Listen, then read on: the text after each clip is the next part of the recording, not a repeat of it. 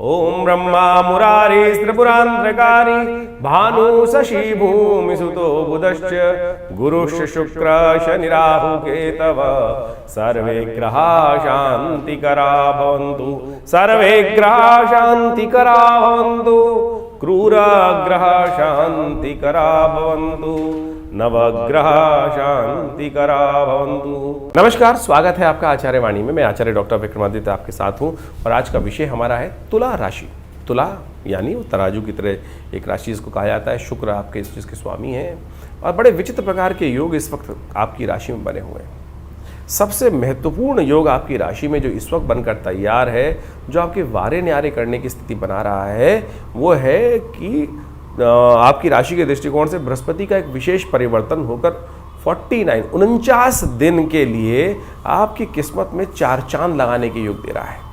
ये आपकी राशि के दृष्टिकोण से यदि आप देखें तो कई प्रकार से लाभ की स्थिति उत्पन्न करता दिखाई दे रहा है, कार्यों को सफलता की तरफ ले जाता दिखाई दे रहा है और रुके हुए काम को पूरा करने की तरफ, सम्मान प्राप्ति के निमित्त, सुख प्राप्ति के निमित्त जो बृहस्पति का योग है वो बड़ा सुंदर आपकी राशि के दृष्टिकोण से देखिए बनकर तैयार है। इस समय में धन का आगमन होने का योग बन सकता है। जो चंद्रमा विशेष तौर पर बृहस्पति के साथ परिवर्तन का योग बन रहा है आपकी राशि के दृष्टिकोण से देखें तो ये आपके लिए कई संबंधों में बड़े अद्भुत प्रकार से लाभ प्राप्ति के योग बनाएगा और इसके लिए आपको पूरी तरह से तटस्थ होकर तैयार रहने की जरूरत है। लेकिन साथ साथ रास्ता थोड़ा सा पथरीला भी है, क्योंकि आप जो पुरानी कहावत है कि जहाँ शहद होता है कि वहाँ कहीं ना कहीं मक्खियाँ भी भनकाते हुए आ जाती हैं। गुड़ के साथ साथ कहीं ना कहीं थोड़ा सा भिनभिनाती हुई मक्खियाँ भी आती हैं, तो उनको उड़ाते रहना पड़ेगा। तो अब क्या हो रहा है कि बृहस्पति यहाँ पर जिस प्रकार से परिवर्तन के लिए जा रहे हैं तो करीब करीब 80% तो आपके लिए नई अपॉर्चुनिटीज़ के लिए रास्ता खोलते दिखाई दे रहे हैं।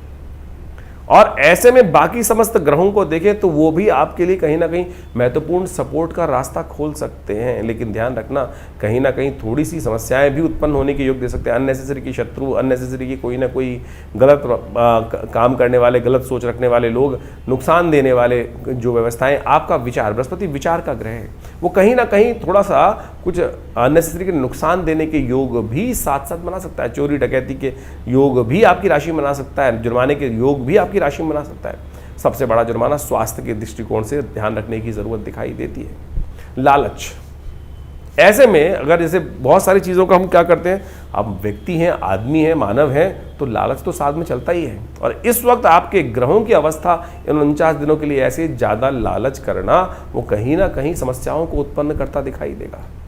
लालच में दोनों गए माया मिली न राम, इस बात का ध्यान रखते हुए कार्य करने की जरूरत है। बृहस्पति पूरी तरह से आपकी राशि के दृष्टिकोण से इस वक्त यदि हम मान के चलें, तुला राशि वालों के लिए बृहस्पति फुल सपोर्ट में आके तैयार है। चाहे वो धन हो, चाहे वो पद हो, चाहे वो मकान का सुख हो, चाहे वो नौकरी हो, चाहे वो व्यवसाय हो, चाहे वो ट्रेडिंग हो, उन सब चीज़ों में नई नई अपॉर्चुनिटीज़ आपके सामने बृहस्पति लाने को तैयार बैठे हैं। और बाकी समस्त ग्रहों की बात करें तो वो भी आपकी राशि के दृष्टिकोण से कहीं ना कहीं अच्छा योग बनाते दिखाई दे रहे हैं। शनि महाराज को देख लीजिए, बृहस्पति पूर्ण दृष्टि भी शनि पर देख भी रहे हैं और साथ साथ राहु को देखें तो वो भी इस वक्त आपकी राशि के दृष्टिकोण से उसको थोड़ा ध्यान रखने की जरूरत दिखाई देती है। नए संपर्क तो साधने के योग बनाएंगे, लेकिन फिर भी राहु बुद्धि में बैठकर कहीं ना कुछ वो क्या होता है कि कहीं ना कहीं ग्रहण लगाने के योग बनाते थे। जैसा हमने कहा, लालच। अब जैसे सपोज करें कोई शेयर बाजार में काम कर रहा है, दाम बढ़ रहे हैं, या तो बुद्धि सही समय पे कह रही है कि भाई इसको निकाल देते हैं, लेकिन लालच नहीं अभी थोड़े रुक जाओ, और रुकने के चक्कर में कहीं क्या हुआ, कहीं ना कहीं नीचे गोता लगा गया। तो लालच में दोनों गए माया मिली न राम, इस बात की स्थिति भी, संकेत भी ग्रह आपकी राशि के दृष्टिकोण से कहीं ना कहीं देते दिखाई दे रहे हैं। तो बड़ी सावधानी के साथ नई अपॉर्चुनिटीज आपके द्वार पर आकर तैयार होती दिखाई दे रही हूँ। कारोबार में विशेष तौर पर यदि ग्रहगण दृष्टिकोण से देखा जाए तो सफलता, अब दशम भाव सफलता का भी माना जाता है, दशम भाव राज्य का भी माना जाता है। जो लोग इलेक्शन इत्यादि में योग बना रहे हैं राशि के दृष्टिकोण से तो बिल्कुल सही दिखाई देता है। अब ये नहीं पता कि राशि कितनी प्रबल है आपकी कुंडली के अनुसार से, राशि से फल आ रहा है या आपकी लग्न से प्रभाव आ रहा है। कई बार कुंडली के अंदर देखा जाता है तो राशि प्रभाव निष्क्रिय हो जाती है और लग्न से प्रभाव आता है। तो यदि तुला लग्न वालों के दृष्टिकोण से भी देखा जाए तो इस समय अपॉर्चुनिटीज़ अच्छी हैं। यदि राजनीतिक दृष्टिकोण से देखा जाए तो तुला राशि वालों के लिए कहीं ना कहीं इस वक्त भाग्य पूरी तरह से जोर मारता दिखाई दे रहा है। बृहस्पति को थोड़ी और ताकत देने की ज़रूरत है और शत्रु मर्दन की ज़रूरत है। शत्रु सिर उठाते दिखाई देंगे। और वही व्यवस्थाएं थोड़ी जो वृद्ध लोग हैं थोड़े से ज़्यादा वृद्ध लोग हैं, उनको अपने हृदय का ध्यान रखते हुए कार्य करना चाहिए। स्वास्थ्य संबंधित समस्याएं थोड़ी सी ज़्यादा परेशानी होने की योग्य, मौसम बदल रहा है, नज़ला, जुकाम, स्वास्थ्य इत्यादि या जो हृदय संबंधित रोग थोड़े से परेशान ज़्यादा कर सकते हैं। तो थोड़ी सी उनका थोड़ा महामृत्युंजय मंत्र इत्यादि का विशेष तौर पर जप करने का आपको यथाउचित भाव से प्रयास करना चाहिए। ओम हं जुं स ओम भूर्भुवस्व ओम त्र्यंबकं यजामहे सुगंधिं पुष्टिवर्धनम उर्वारुकमिव बंधनान् मृत्योर्मुक्षीमामृतात् स्वभुव भू ओम सहजुं हों ओम। इस मंत्र का यथाउचित भाव से जप कर लीजिए। ये आपके लिए बहुत अच्छे से कहीं ना कहीं ग्रहों को ठीक करने का रास्ता बनाएगा। तो इसको समझें, बृहस्पति का संबंध जो है बड़ा विचित्र है। बृहस्पति जो है वो चंद्रमा की राशि में, चंद्रमा और बृहस्पति का संबंध बड़ा विशेष माना जाता है। ये अद्भुत है। शास्त्र में अनेक अनेक प्रकार की कथाएं इसमें वर्णित हैं। और बृहस्पति का चंद्र की राशि में जाकर उच्च होना अपने आप में एक अद्भुत योग है। शास्त्र के दृष्टिकोण से जिस प्रकार से कहता है कि चंद्रमा के द्वारा तारा जी का हरण किया जाता है, तो एक तरह से तो वहाँ द्वेष हो जाना चाहिए था। लेकिन बृहस्पति का संबंध चंद्रमा के साथ जब भी ज्योतिष के अंदर आता है तो सबसे विशेष संबंध, गजकेसरी योग भी ऐसे मान लिया जाता है। और ऐसे में जब कथा के माध्यम से आप सोचे तो क्या विचित्र स्थिति बनती है। उस कथा को समझने की आवश्यकता है कि जिस प्रकार से चंद्रमा का संबंध बृहस्पति के साथ जो है वो गुरु शिष्य का संबंध है। चंद्रमा जो है बृहस्पति गुरुदेव के यहाँ जाके शिक्षा ग्रहण करने के लिए गए थे और वहाँ कहा जाता है कि तारा का हरण कर लाए, ऋषि पत्नी का हरण कर लाए और उनके साथ संबंध भी स्थापित हुआ। और बाद में जो बुद्ध का उदय होता है, बुद्ध का जन्म होता है, वो चंद्रमा के पुत्र माने जाते हैं। यहाँ समझने की उसके बाद भी बृहस्पति का संबंध जो है वो चंद्रमा के साथ बड़ा अद्भुत माना जाता है, शुभ माना जाता है। अब यहाँ समझने की आवश्यकता है कि ये कथा के पीछे सार क्या है, कारण क्या है। देखिए, चंद्रमा मन का मालिक है, चंद्रमा मन का मालिक है और चंद्रमा के दो स्वरूप कहे गए, कृष्ण पक्ष और शुक्ल पक्ष। कथा के अंदर यह आता है कि चंद्रमा का साथ उस समय शुक्र और असुरों ने दिया, वहीं समस्त देवतागण वहां बृहस्पति गुरु के साथ खड़े थे, बृहस्पति देव के साथ खड़े होकर उनका साथ दे रहे थे। द्वंद्व होता है, आपस में विचार भेद होते हैं और उसके बाद भी वो द्वंद्व शांत नहीं होता। बाद में ब्रह्मदेव स्वयं बीच में आते हैं और वो सब चीज़ों को ठीक कराने की व्यवस्था बनाते हैं। लेकिन सोचें, कथा का सार जो है असुरों ने, शुक्राचार्य जी ने और समस्त असुरों ने वहाँ चंद्रमा का साथ दिया। तो यहाँ समझने की आवश्यकता है, ज्योतिष के अंदर चंद्रमा की दो स्थिति मानी गई, कृष्ण पक्ष और शुक्ल पक्ष। शुक्ल पक्ष का चंद्रमा शुभ माना जाता है और कृष्ण पक्ष का चंद्रमा पापयुक्त माना जाता है। यानी शुभ ग्रह और पाप ग्रह में चंद्रमा की दो अवस्थाएं ज्योतिष को सिखाते हुए इस बात को समझाया जाता है।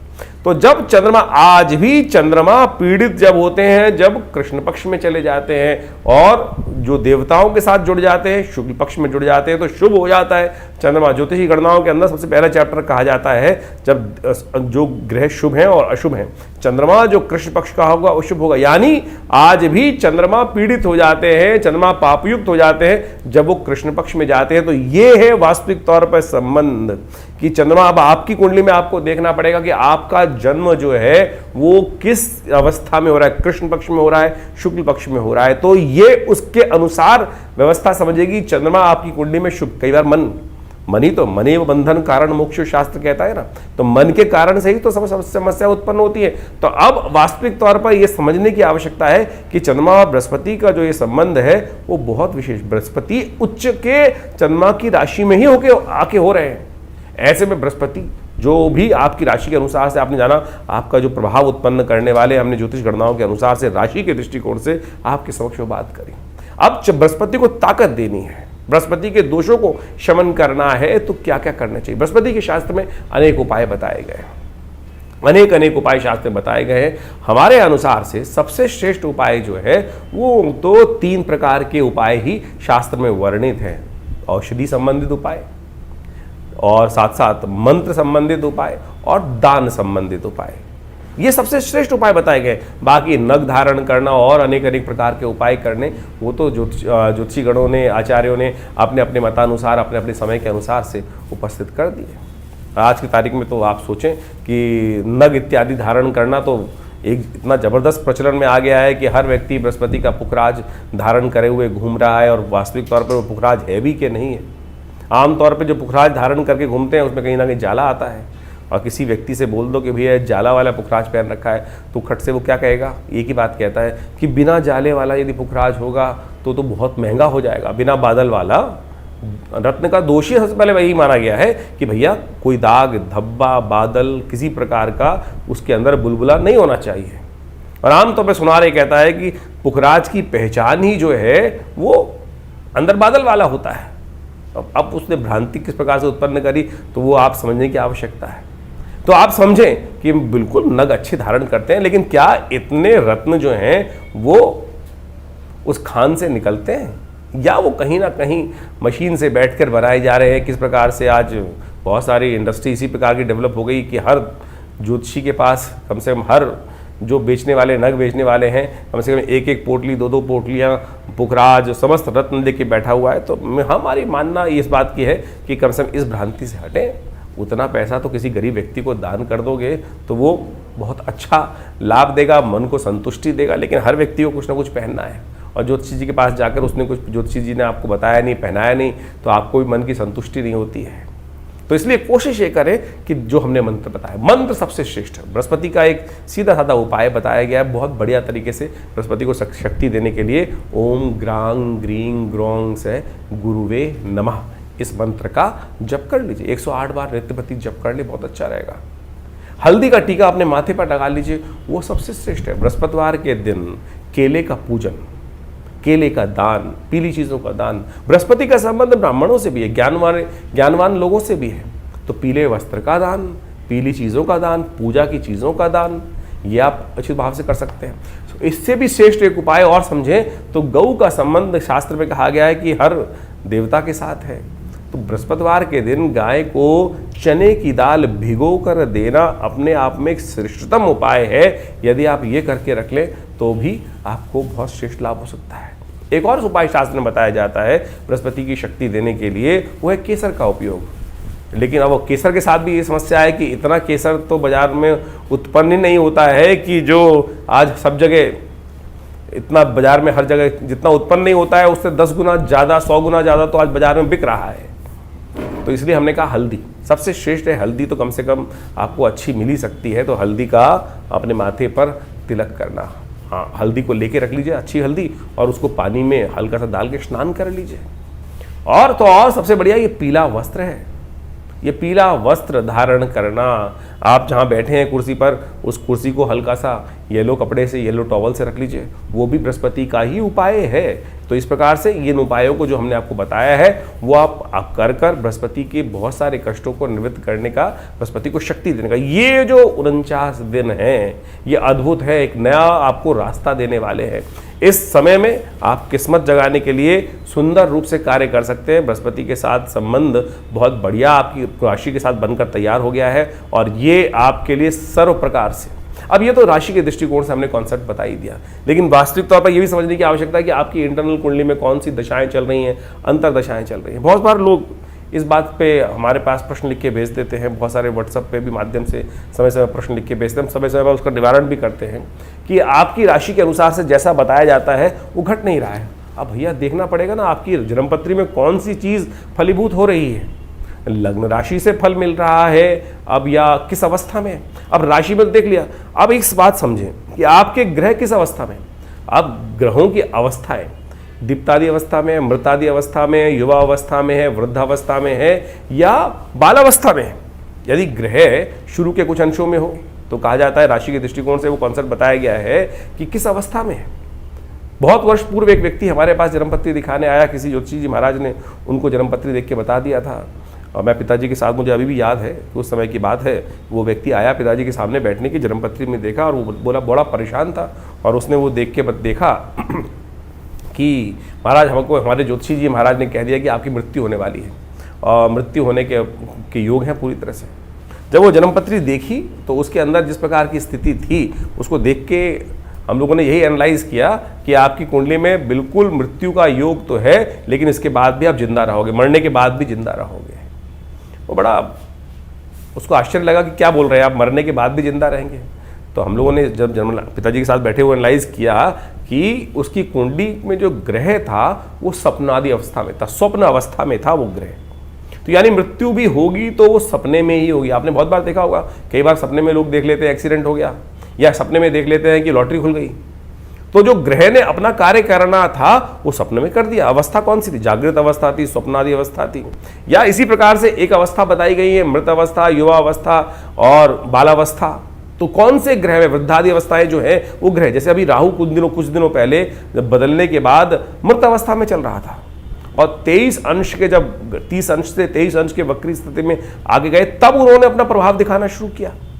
तो ऐसे ही आपको बहुत अच्छे समझने की आवश्यकता है। जन्मपत्री केवल राशि नहीं है, जन्मपत्री में बहुत वृहद रूप से, अब YouTube के माध्यम से या बहुत सारे लेक्चर्स के माध्यम से तो ये सब इंटरप्रिटेशन जो है राशि के दृष्टिकोण से एक आसान हो जाता है, इसलिए करने की व्यवस्था बना दी जाती है। लेकिन ज्योतिष एक शोध का विषय है और एक इंडिविजुअलिटी के साथ बताने का विषय है कि यानी हर व्यक्ति के साथ हर छोटी छोटी परिवर्तन, हर क्षण के साथ ग्रहों की अवस्था बदल रही है। आपकी जो एक एक क्षण के साथ व्यवस्था ग्रहों की बदलती रहती है, तो उसको अच्छे से एनालाइज करने की ज़रूरत है। तो अगर कोई खराब अवस्था ग्रह की है भी या कोई अशुभ योग है भी तो उसे घबराने की ज़रूरत नहीं है। बहुत सारे लोग घबराने की बात कर देते हैं कि किसी ने बता दिया कि अशुभ योग है तो बस ये घटेगा। अरे नहीं, उसको बदलने के लिए कर्म है ना, कर्म से ही तो वो दुर्भाग्य या सौभाग्य बना है और कर्म के द्वारा ही वो समय को परिवर्तन करने का रास्ता बना सकते हैं। तो ज्योतिष एक प्रत्यक्ष विज्ञान है और उसको बहुत अच्छे से शोध करके चीज़ों को करने की आवश्यकता है। और कई बार बड़ा दुख इस बात पे होता है कि हम जब देख लेते हैं चीज़ों को और उसके बाद भी व्यक्ति को बता देते हैं और व्यक्ति बदल नहीं पाता चीज़ों को, तो यानी या तो विश्वास नहीं होता उसको, और विश्वास होगा बता भी देंगे तो वो समस्याओं को ठीक नहीं कर पाता है। तो कोशिश ये करें आप वास्तविक तौर पर ज्योतिष के विज्ञान को सही से समझकर उसके एनालाइज करने का प्रयास करें। कटाक्ष तो कहीं भी हो सकता है, कटाक्ष तो लगातार कहीं ना कहीं किसी अवस्था में कर सकते हैं। लोग तो आज की तारीख में मेडिकल साइंस में बहुत सारी चीज़ों पे है ही नहीं, कुछ भी करने की बात कर देते हैं। हर चीज़ का कुछ ना कुछ प्रभाव है, तो आप सब उसको अच्छे से एनालाइज करके चीज़ों को समझने का प्रयास करें। हमने ये सारी ग्रहों की अवस्था विवेचना आपके समक्ष रखी है और उन सब चीज़ों को सही से कर आप अपने ग्रहों को परिवर्तन की तरफ बहुत सुंदर तरह से ले जा सकते हैं। तो ये जो 49 दिन पुनः समझ लीजिए आए हैं, एक अद्भुत योग लेकर आए हैं। दिवाली के दिनों में ये सुंदर योग बनकर तैयार हो रहा है और दिवाली के बाद खुलकर आपके पास समय है अपनी जो चीज़ें खराब हुई कई कारणों से उनको ठीक करने का समय है। तो इसमें बहस मुबाहिसे में इस चीज़ को बर्बाद न करें, सही से चीज़ों को समझकर पूरी तरह से अपने अनुसार चीज़ों को समझकर आप कार्य करने की व्यवस्था बनाएं। हर चीज़ में अच्छाई भी है, हर चीज़ में कुछ ना कुछ बुराई भी है। जो बुद्धिमान व्यक्ति होते हैं उनको ठीक करने का रास्ता बना लेते हैं और अपने जीवन में चमत्कार। बड़े भाग्य मानुष तन पावा, बड़े भाग्य से मनुष्य तन प्राप्त हुआ है। तो इस समय को एक एक क्षण को हमको यूटिलाइज करने का प्रयास करना चाहिए। जो समय भाग रहा है, घड़ी भाग रही है ना, इसमें एक भी समय व्यर्थ ना गंवाएं। यही सोच के गड्ढे में फंस गए, किस्मत खराब हो गई। अरे नहीं, किस्मत खराब हुई। बुलंद किस्मत को बदलने के लिए केवल विश्वास चाहिए, सही आशीर्वाद चाहिए, सही दिशा चाहिए। चलिए उठिए, परिवर्तन का समय है, परिवर्तन करके देखें, परिवर्तन होगा आपके लिए। आप स्वयं परिवर्तन करके दिखा सकते हैं संसार को।